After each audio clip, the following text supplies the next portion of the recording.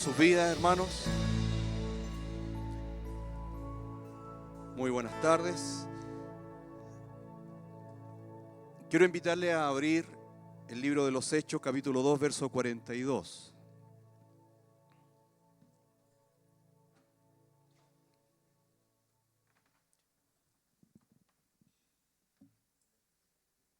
Hechos 2, 42.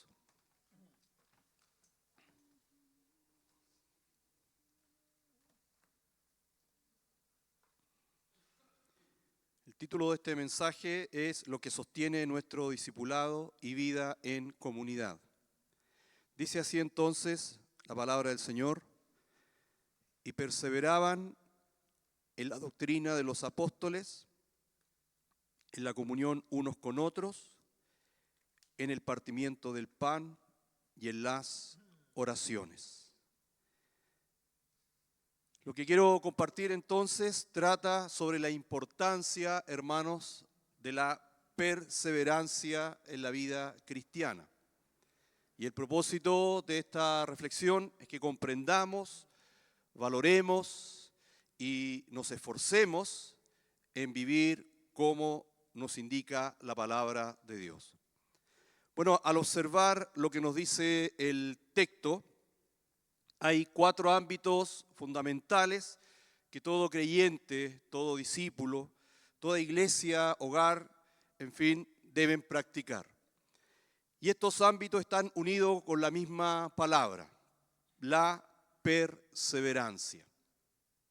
El texto nos dice que los primeros cristianos perseveraban en la doctrina de los apóstoles, perseveraban en la comunión unos con otros, perseveraban en el partimiento del pan y perseveraban en las oraciones. Entonces, la perseverancia es una palabra clave, fundamental en la vida cristiana. Y en general, todas las personas en la vida secular entienden que sin perseverancia no se pueden lograr cosas en la vida. Eso está, pero sumamente establecido.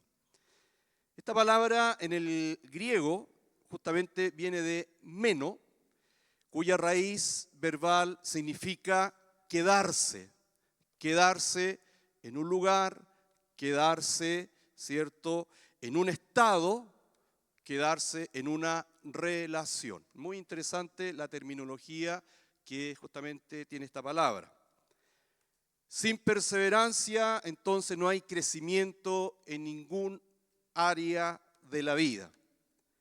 Sin perseverancia no se logran incorporar sólidamente conocimientos y habilidades que todos necesitamos siempre estar desarrollando.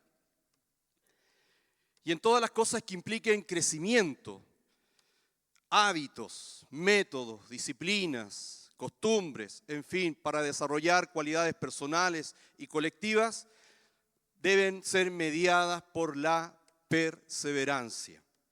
Por lo tanto, la perseverancia es como el hilo conductor que une todas las justamente facultades que tienen que ver con la voluntad.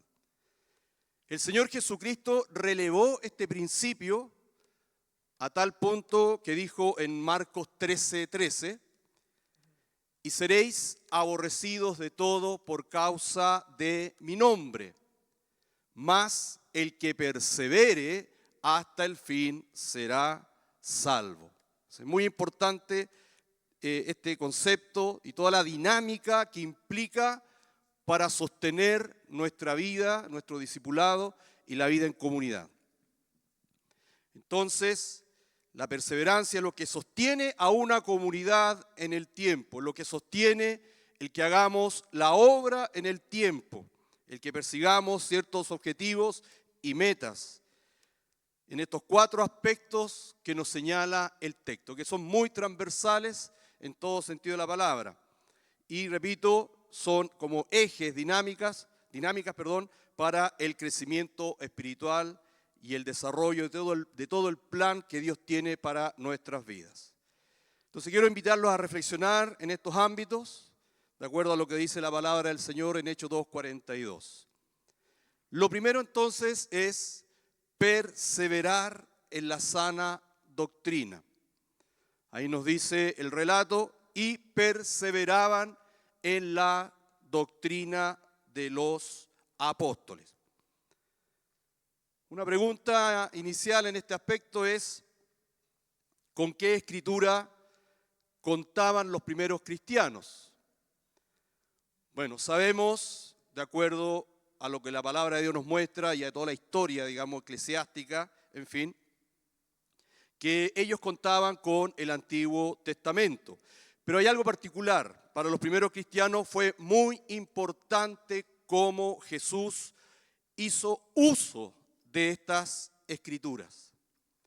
Cuando Jesús resucitó e iban estos discípulos camino a Emaús, y Él se les presenta y los acompaña y conversa con ellos, y después un momento les dice, Lucas 24, 27 aparece este relato, y comenzando desde Moisés y siguiendo por todos los profetas, les declaraba en todas las escrituras lo que de Él decían.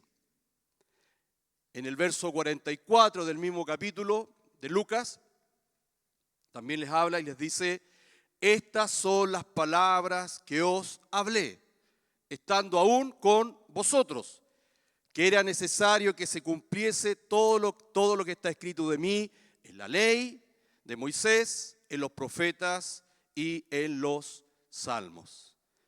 Entonces es muy importante para los primeros cristianos, repito, que contaban con el Antiguo Testamento, el cómo Jesús usó estas escrituras, y eso fue sentando justamente las bases doctrinales para justamente el desarrollo de las iglesias en el siglo I. La doctrina entonces apostólica sienta su base en las enseñanzas de Jesús y cómo Él usó las escrituras, focalizadas, como nos dice acá el relato de Lucas, en la ley, los profetas y los salmos. Bueno, con el tiempo, los escritores del canon del Nuevo Testamento, justamente guiados e inspirados por el Espíritu Santo, decantaron las enseñanzas de Jesucristo y la interpretación justamente de todo el Antiguo Testamento en función de toda la redención del Señor Jesucristo, de su muerte y resurrección de los muertos. Alabado sea el Señor. Y eso sentó las doctrinas fundamentales que hoy tenemos, ¿cierto?, en nuestras manos. Sea Dios glorificado. Bendito sea el Señor. Entonces, hoy los dos cánones, el Antiguo y el Nuevo Testamento, nuestra Biblia, la palabra del Señor y todos los estudios teológicos que se han levantado en la historia del pensamiento cristiano y todas las prácticas cristianas, fundamentados sí en la palabra de Dios, es sobre lo cual debemos perseverar hoy en nuestro presente. Una predicación en particular que toma o toca un tema en particular y que está basada en una correcta interpretación de las Escrituras es fundamento para perseverar en sus principios y consejos para nuestra vida cristiana. Tenemos, por ejemplo, todas las predicaciones que quedan justamente como un legado espiritual, un legado de la palabra del Señor, un legado de las Escrituras, un legado de la sana doctrina que predicó el obispo Cristian Casanova. Entonces, cuando hay un fundamento en la sana doctrina apostólica, en el canon de las Escrituras, eso es justamente un fundamento para nuestra fe y es en lo cual tenemos que perseverar en todo tiempo. Los primeros cristianos perseveraban en la doctrina de los apóstoles y ellos se fundamentaban en todas las enseñanzas del Señor Jesucristo y cómo éste hizo uso e interpretó correctamente todo el Antiguo Testamento, especialmente lo que hablaban de él, la ley de Moisés, los profetas y los salmos. Sea el Señor glorificado. Y hoy también, con toda la palabra que viene a través de nuestro pastor Eduardo, también sigue la misma línea teológica, doctrinal, en la cual nosotros tenemos que seguir perseverando. Perseveramos entonces por sobre todo en la palabra de Dios y por consiguiente en todo lo que se nos predica y enseña desde y como palabra de nuestro Dios. Perseveramos también en todos los estudios teológicos y doctrinales de la palabra de Dios que tenemos a nuestro haber. Por ejemplo, la teología de la Reforma Protestante, el sentido por el cual surgió la teología de la Reforma Protestante, que también hemos sido formados en esa cultura y también es un legado que tenemos del ministerio del obispo Cristian Casanova, en el cual siempre hacemos memoria y traemos justamente todos los principios que trajo la Reforma Protestante. También perseveramos en las tradiciones, cuyo sentido mantiene viva la memoria de un acto que honró a Cristo y su palabra. Bendito y alabado sea el Señor. Entonces, ellos perseveraban en la doctrina de los apóstoles. Y nosotros también, en nuestro tiempo presente, en este tiempo de generación, que hay tantos, términos en los cuales escuchamos a diario, como la sociedad del conocimiento y cosas por el estilo, tenemos que perseverar en esta doctrina apostólica. Lo segundo es perseverar en el amor y la unidad. El relato de la Escritura nos dice, en la comunión unos con otros. Bueno, la comunión es un nuevo modo de relación entre los creyentes. Si estamos esta noche acá es porque tenemos y debemos perseverar en esto, comunión unos con otros.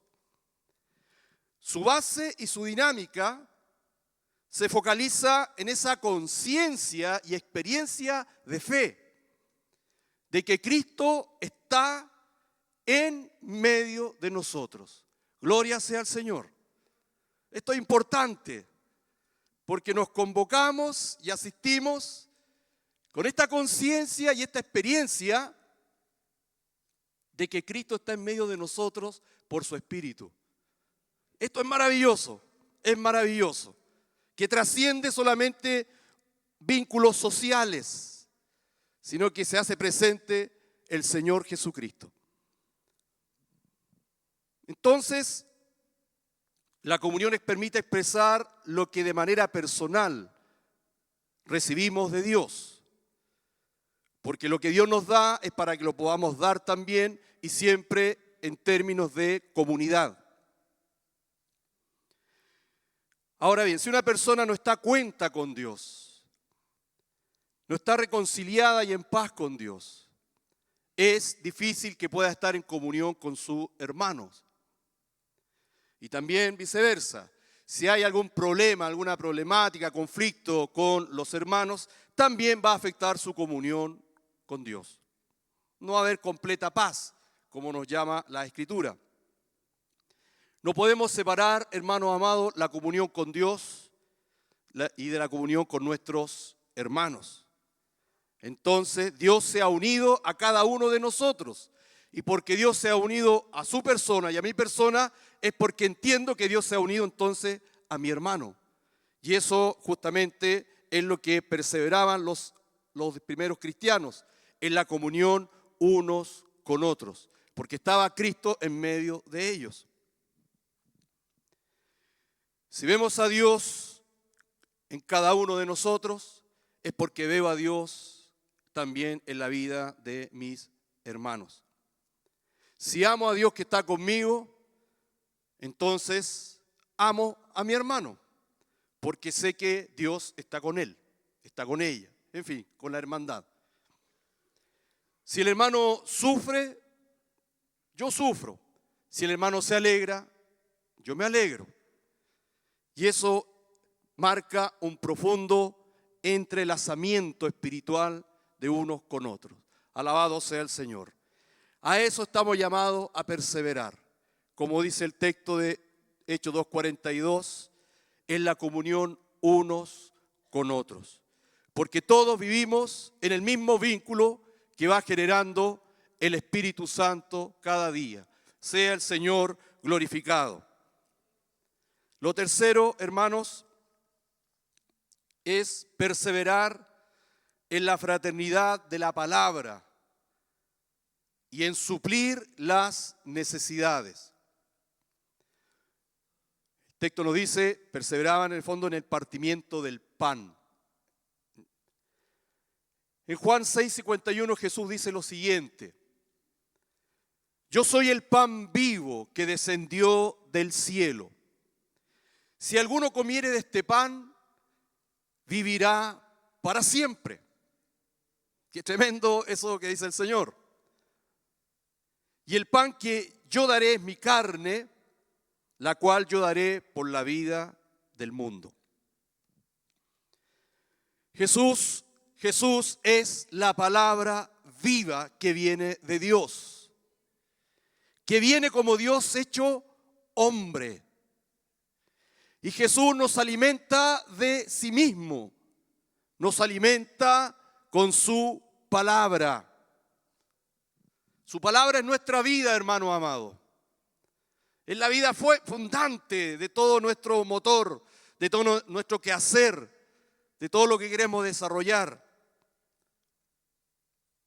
Cada día debemos alimentarnos con este pan, que es su palabra, que Él nos da de sí mismo. Él nos dijo, mis palabras son espíritu y son vida. La carne para nada aprovecha. Por eso que cada día perseveramos justamente en el partimiento del pan. Nos alimentamos con su palabra, leyéndola, escuchándola cada día, meditándola, guardándola, obedeciéndola, hablándola, compartiéndola, orando con su palabra, intercediendo en nuestras oraciones con su palabra, cantando su palabra. Gloria sea al Señor. Mis palabras son espíritu y son vida. Él es la palabra viva que descendió del cielo como Dios hecho hombre. Y el que come de esta palabra vivirá para siempre. Gloria sea al Señor. Nosotros comemos en lo físico para mantener la vida del cuerpo. Así cuando comemos, tenemos comunión con la palabra del Señor. En todas estas dinámicas estamos alimentando nuestra vida eterna. Gloria sea a nuestro Señor. Esto es lo poderoso de la palabra del Señor, que tiene una realidad temporal, pero sobre todo una realidad eterna, hoy en nuestro espíritu. Gloria sea al Señor. Entonces, somos carne, somos vasos de barro, como dice la Escritura, pero sobre nosotros Dios ha depositado su palabra para vivir y también compartirla. Vivimos cada día de la palabra de su gracia. Gloria sea al Señor. Ahora bien, este partimiento del pan apunta a 3 actos que la iglesia del siglo I practicaba y que ha sido la tradición de toda la iglesia de Jesucristo, la iglesia que Jesucristo fundó, porque otras tradiciones se han añadido, pero han sido totalmente erróneas, etc. Lo primero que tiene que ver con esto es la Santa Cena. Como dice Lucas 22:19 como referencia solamente, y tomó el pan y dio gracias, y lo partió y les dio diciendo, esto es mi cuerpo, que por vosotros es dado. Haced esto en memoria de mí. Entonces la iglesia tenía esa particularidad de celebrar la Santa Cena. Hoy día, en el mundo religioso católico, esto se ha banalizado, porque cada misa hace justamente esta celebración, pero ya se ha perdido el sentido, el discernimiento. Nosotros conservamos con un celo, con un temor reverente, justamente la celebración de la Santa Cena, como este acto del partimiento del pan, porque allí Dios envía bendición y vida eterna. Y lo hacemos 2, a lo más 3 veces al año, pero es muy sagrado, es muy sacro. Así que es muy importante participar de este acto sacramental del partimiento del pan. Alabado sea el Señor. El segundo acto, que tiene que ver con el partimiento del pan, para suplir las necesidades también espirituales de todos, y apunta también a lo físico, es el milagro de la multiplicación de los panes. Marcos 6:41, solamente leo ese relato. Entonces tomó los 5 panes y los 2 peces, y levantando los ojos al cielo, bendijo y partió los panes, y dio a sus discípulos para que los pusiesen delante, y repartió los 2 peces entre todos. También Hechos 4:34 nos habla algo concreto ya de las necesidades, de lo que significa el partimiento del pan. Así que no había entre ellos ningún necesitado, porque todos los que poseían heredades o casas las vendían y traían el precio de lo vendido. Eso significa justamente el partimiento del pan, una comunidad de Cristo en la cual se van supliendo todo tipo de necesidad. Es tremendo el relato de que nos habla este texto de Hechos. Y el tercer acto, que tiene relación, repito, con el partimiento del pan, es compartir la palabra de salvación con los perdidos. El texto que había leído anteriormente, Juan 6:51, yo soy el pan vivo que descendió del cielo, si alguno comiere de este pan vivirá para siempre.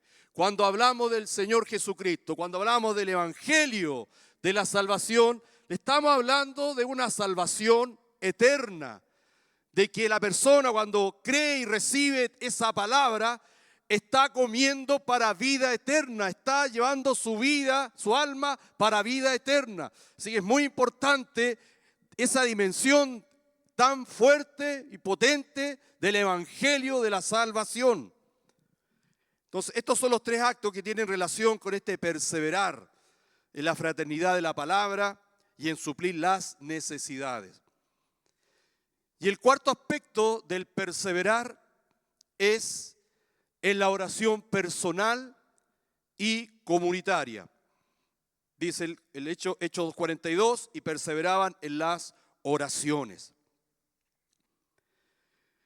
Sin oración, hermanos, la vida de Cristo en nosotros puede abortarse. Piensen en esa frase, por favor. Sin oración, la vida de Cristo puede abortarse.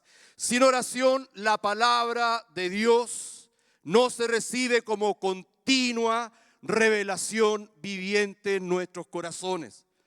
Por eso es que cada vez que vamos a leer las Escrituras, a compartir las Escrituras, a enseñarlas, por ejemplo, en las reuniones, por las casas o a una persona, uno tiene que orar para que sea una continua revelación en el corazón.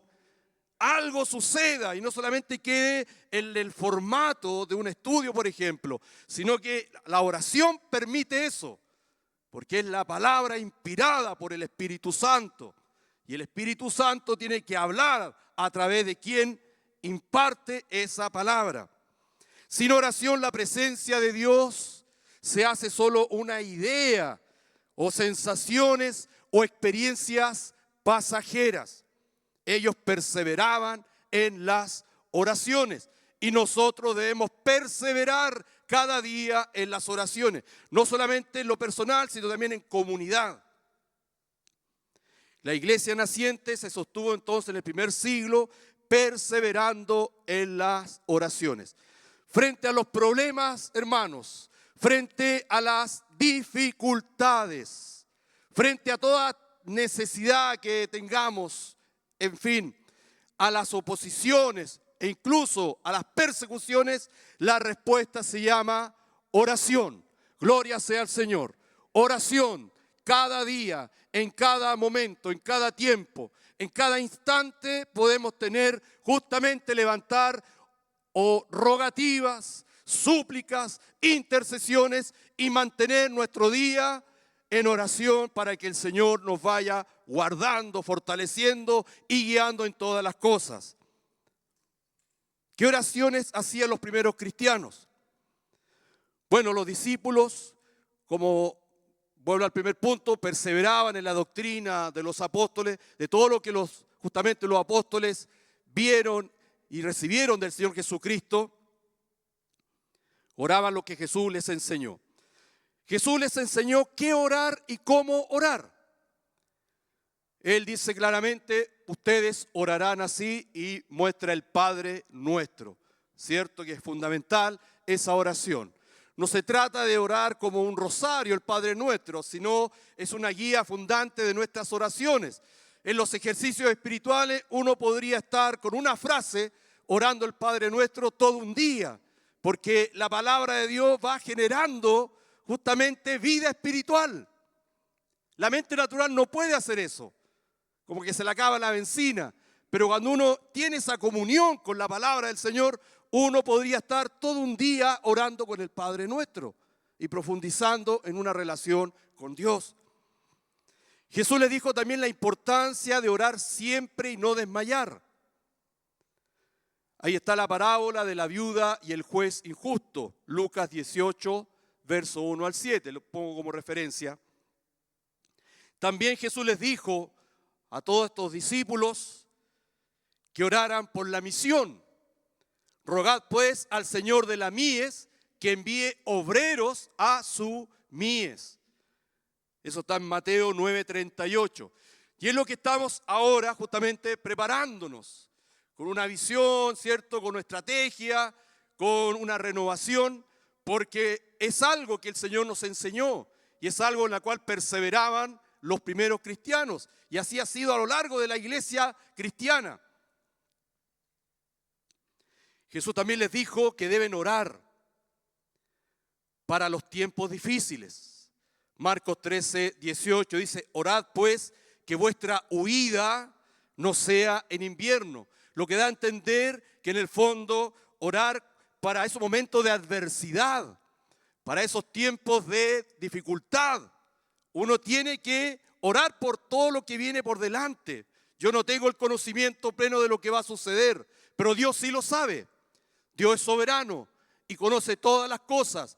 Por lo tanto, hay que orar también que en los momentos de adversidad seamos guardados. Y también Jesús les dijo a los discípulos sobre la promesa del Espíritu Santo. Recibirán poder cuando haya venido sobre ustedes el Espíritu Santo y serán testigos, ¿cierto? En Jerusalén, en toda Judea, en Samaria y hasta lo último de la tierra. Alabado sea el Señor. Esas eran las oraciones que hacían los primeros cristianos, de acuerdo a lo que Jesús les enseñó. Y en eso perseveraban en el tiempo.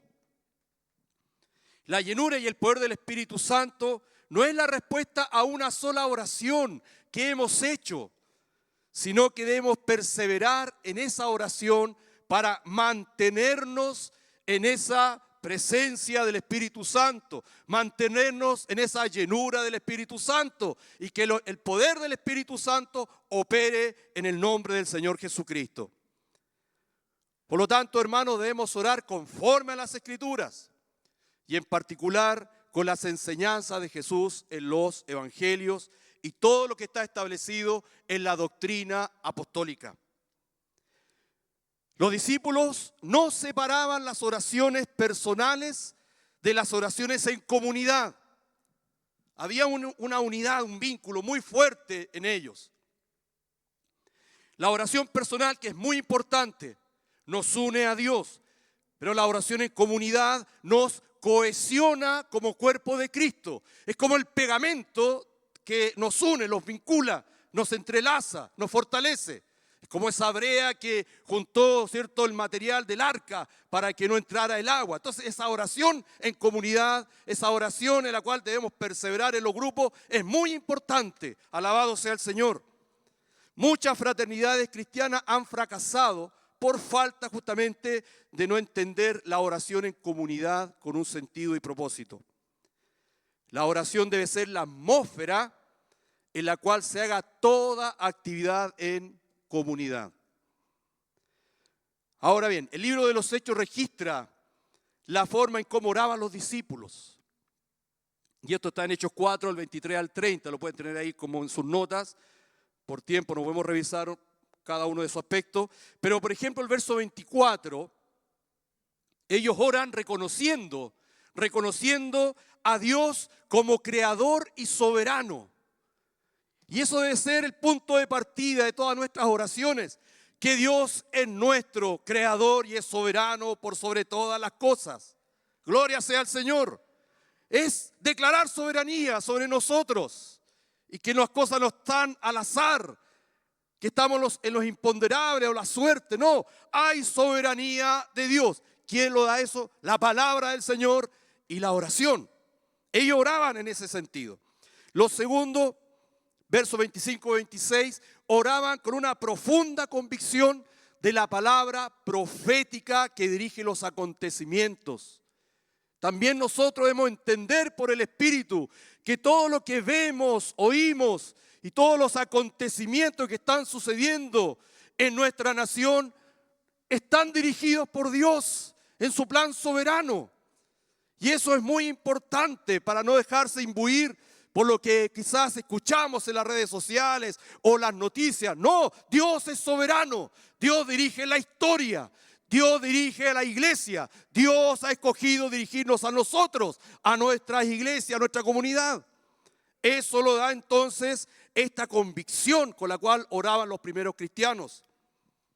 También el verso 27 y 28 nos habla de que ellos en esas oraciones confirmaban todo lo dicho por Jesús que sucedería en Jerusalén.